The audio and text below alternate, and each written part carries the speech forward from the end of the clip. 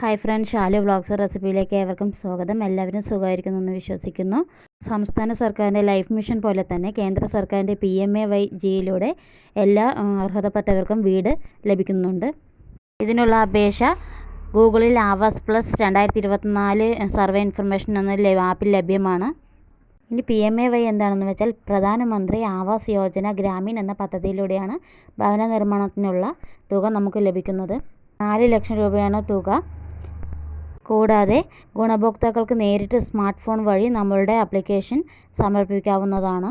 ഇതിനു വേണ്ട രേഖകൾ Aadhaar card, bank passbook details, തൊഴിൽ കാർഡ് ഡോക്യുമെൻ്റ് എന്നിവ സമർപ്പിച്ചാണ് ആപ്ലിക്കേഷൻ ഫോം പൂരിപ്പിക്കേണ്ടത്. ഒരു ഭവന നിർമ്മാണത്തിനുള്ള യൂണിറ്റ് കോസ്റ്റായി നൽകുന്നത് 1,20,000 രൂപയാണ്. ഇതിൽ 72,000 രൂപ കേന്ദ്ര സർക്കാർ വകയും 48,000 രൂപ സംസ്ഥാന സർക്കാർ വകയുമാണ് നമുക്ക് വിഹിതമായി ലഭിക്കുന്നത്. നമുക്കറിയാം ഇതുകൊണ്ട് മാത്രം ഒരു ഭവന നിർമ്മാണം പൂർത്തിയാവില്ല എന്ന്. ബാക്കിയുള്ള 2,80,000 രൂപ നൽകുന്നത് ത്രിതല പഞ്ചായത്തുകളാണ്. അതായത് ബ്ലോക്ക് പഞ്ചായത്ത്, ഗ്രാമപഞ്ചായത്ത്, ജില്ലാ പഞ്ചായത്ത് തുടങ്ങിയവയിൽ നിന്നുമാണ് ഈ സഹായം നമുക്ക് ലഭിക്കുന്നത്. കൂടാതെ തൊഴിലുറപ്പ് കാർഡ് എടുത്തിട്ടുള്ള ഒരു വ്യക്തിയാണെങ്കിൽ നമ്മുടെ വീടുകളിൽ ചെയ്യുന്ന 100 പ്രവൃത്തി ദിനങ്ങൾക്കുള്ള വേതനം കൂടി നമ്മുടെ ബാങ്ക് അക്കൗണ്ടിൽ ക്രെഡിറ്റ് ആവുന്നതാണ്.